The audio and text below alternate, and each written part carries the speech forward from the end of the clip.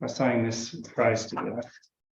May we open ourselves to the wings of the Spirit that soar through these readings, and may our minds be open to her wisdom and beauty. Amen. Thanks, Chris.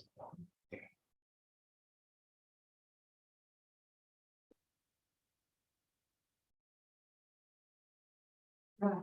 They say that most adults in Australia will be buying tickets in Powerball this week because it's 100 million or something like that. So this is a story of what would you ask for if God said, what would you like?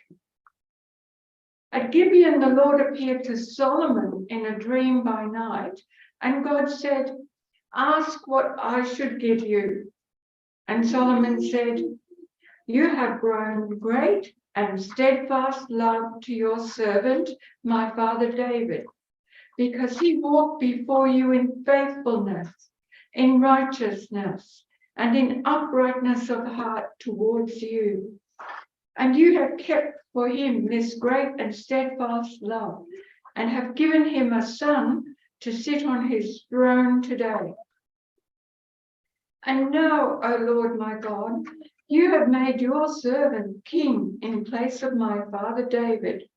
And although I'm only a little child, I do not know how to go out or come in. And your servant is in the midst of the people whom you have chosen, a great people, so numerous that they cannot be numbered or counted. Give your servant, therefore, an understanding mind to govern your people, to be able to discern between good and evil. For who can govern this, your great people? And it pleased the Lord that Solomon had asked this. And God said to him, because you have asked this and have not asked for yourself long life or riches, or for the life of your enemies, but have asked for yourself understanding to discern what is right, I now do according to your word. Indeed, I give you a wise and discerning mind. No one like you has been before you, and no one like you shall arise after you. This is the word of the Lord. And the next one is about, I was betting this guy, Nathan Nettleton, was an American, because he talks about Jesus saying cotton on, and I'm not a fan of that. And he talks about how big a tomato plant would grow. Jesus used some more stories to teach those around him, saying, here's a good illustration of the kingdom of heaven. Someone takes a tomato seed and plants it in the garden. One little seed, you wouldn't even know it was there, but it grows into a huge bush and then just keeps going and becomes a tree so big that a whole flock of galahs can build nests in its branches. The kingdom of heaven is like some vodka that a woman secretly added to a huge vat of fruit punch at a party. No one realized it was there until it had the whole crowd under its influence. Here's another good illustration of the kingdom of heaven. A person took a shortcut through someone else's property and stumbled across a reef of gold. Jumping for joy, he covered it over and ran off to sell everything so he could buy the property. And here's another illustration. A diamond trader is out to buy some fine diamonds. He comes across one of a quality far beyond anything he has ever seen before. So he goes and cashes in everything else he owns in order to buy it. Here is one more illustration of the kingdom of heaven for you. a couple of fishing boats pull a dragnet through the sea, catching everything in its path. When it is full, they pull it ashore, and the crews sit down to sort out the catch. The good fish are put on ice, ready for the market, and the rubbish is thrown away.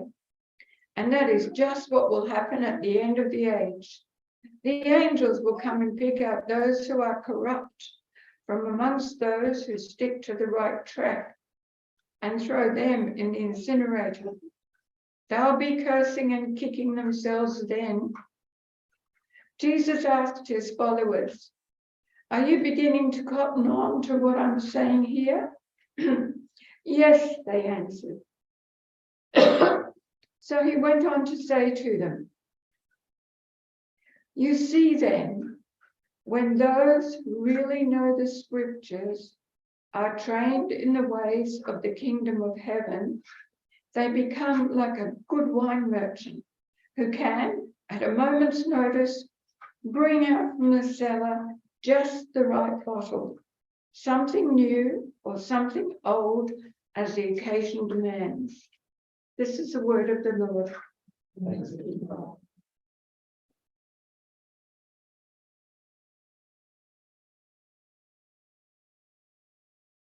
Thanks, Chris. I just want to go back to our one from the book of Kings. I'll just take us back there. Just a few ways. Here we go. Story about Solomon.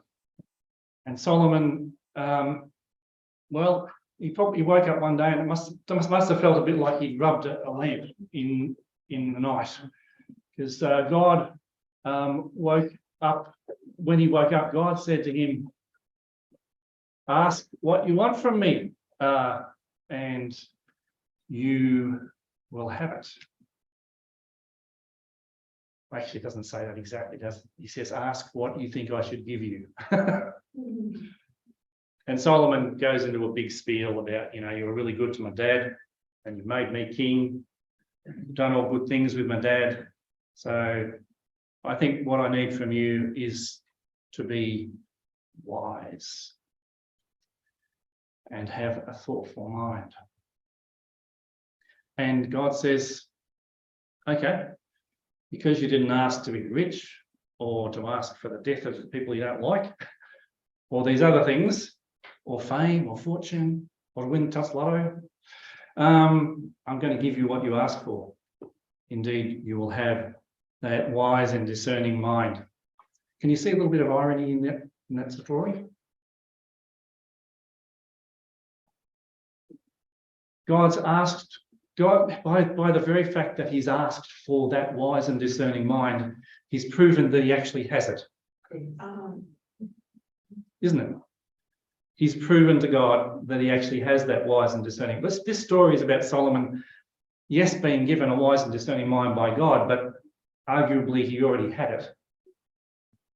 Otherwise he wouldn't have asked for it. Otherwise he wouldn't have had the process here. So it's an interesting story. It is, both our stories today are about treasure. King Solomon, who had that dream or that vision in which God invited him to ask for whatever he wanted, and he asked for this discerning heart. I'm going to skip right ahead without flicking through all those pages, because I can do that sort of magic.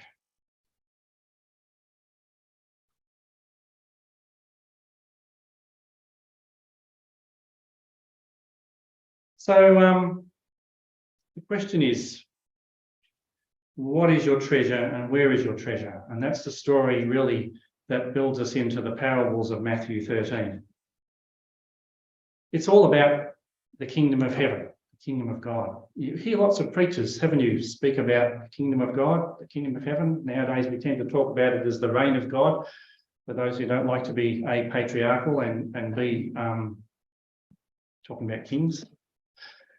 What does it mean? I'm actually asking you a question. What do you think that means? The reign of God, the kingdom of God, the kingdom of heaven. Words which tend to be used interchangeably, certainly in sermons, and I think also in the Gospels. What is it? What do you think of when you hear those words? What do you think of? It's a destination. Destination. So Yep. if you travel the journey, like Pilgrim's Progress, if you stick to the straight and narrow, you will end up in the journey, in the kingdom. Yep. Okay. So it's a place we go to, moving towards. Peace between people and with God. Yeah. So it's about the nature of it, which is peace and what I add, justice, a place of love and compassion. Yep.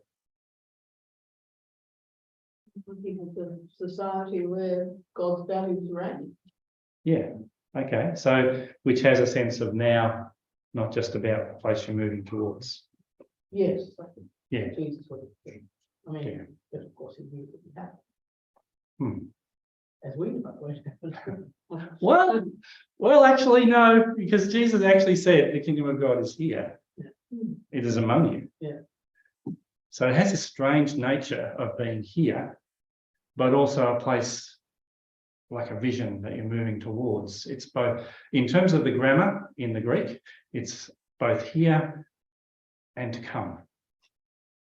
If the journey is here and people behave in ways to the sky. Arguably, or maybe it's not just about how we act, but I think Jesus points to something else, that it is, yes, it's certainly here when people act in love, But it's here in anyway. compassion, in justice. What? But it's here anyway. It's about people recognizing the Yeah. fact that it's there. Yeah, exactly. I think that's the other aspect of it. It's that Jesus is also talking about the fact that even if we don't recognize it, even if we don't act it out ourselves, there is a sense in which it is still here, behind everything and in everything. This passage that we read, the parables of Matthew this morning, they're quite mysterious and they seem like a bit of a jumble.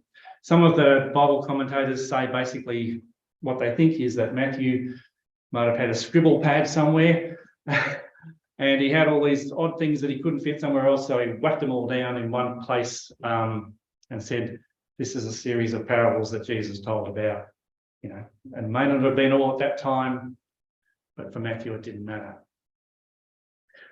Maybe that's so, but I actually, when I read them again this week, I found myself imagining Jesus in a different sort of way.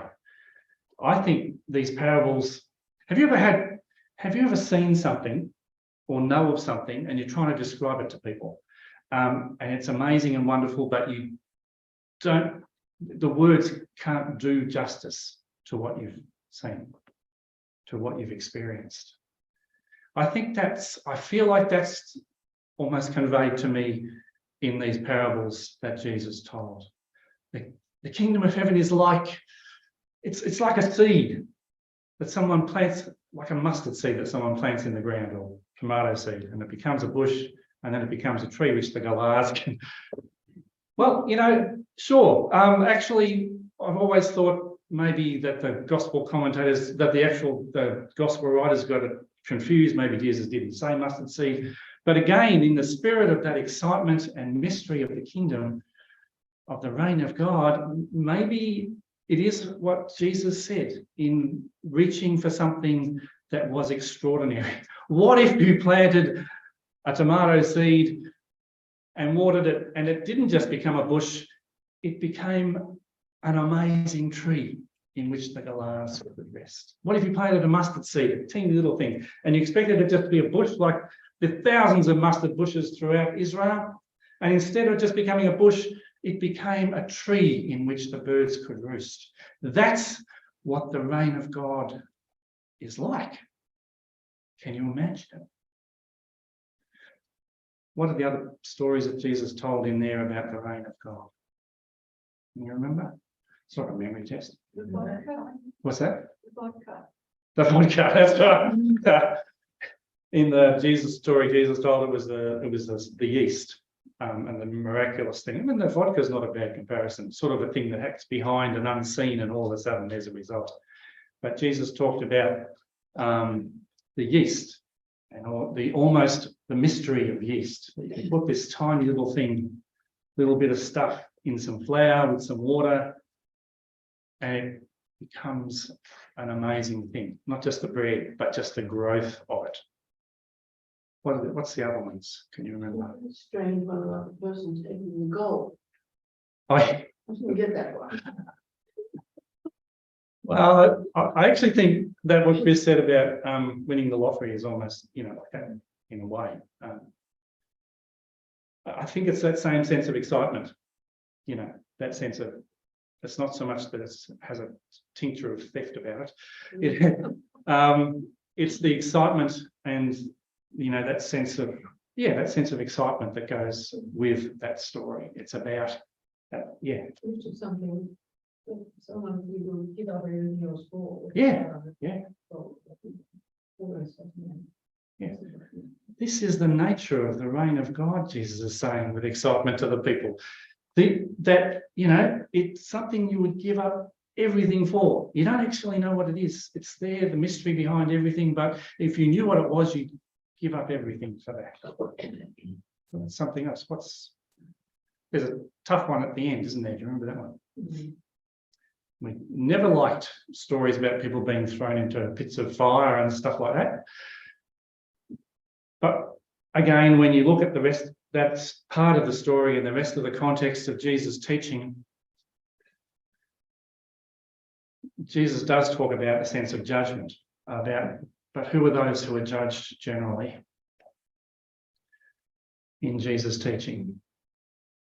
Those who are The corrupt. Those who are not compassionate, who ignore the plight of others. So this is a statement about the justice of God, I guess. And when you read about it again in context, Jesus is saying to the people in front of you, you're suffering now, but you're under oppression, but God sees your oppression. And, God cares about that. So we have really an amazing set of parables here, and all in one place, I think, because they give us an overall sense, for me, of excitement. Oh, that's the other one, the pearl of great price.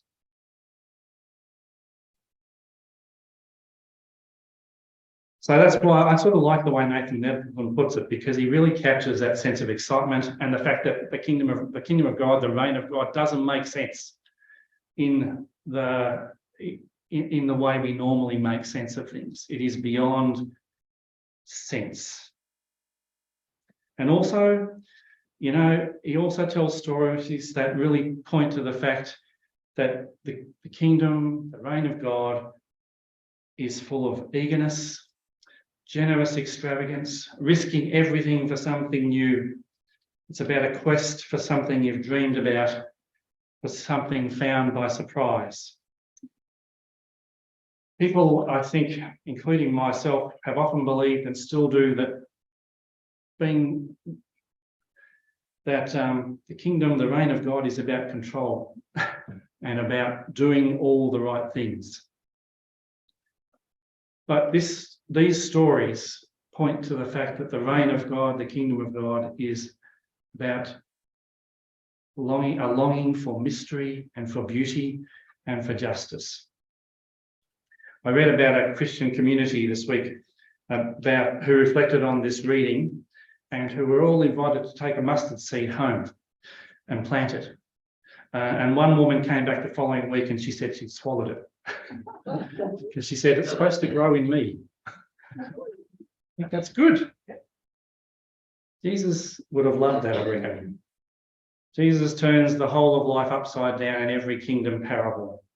And in his teaching and in his ministry, he makes the greater faith the prostitute rather than the rich man, an adulteress rather than a whole lot of pious men, an unclean, bleeding woman rather than a rabbi in the synagogue, a woman who has 5 husbands rather than the temple itself.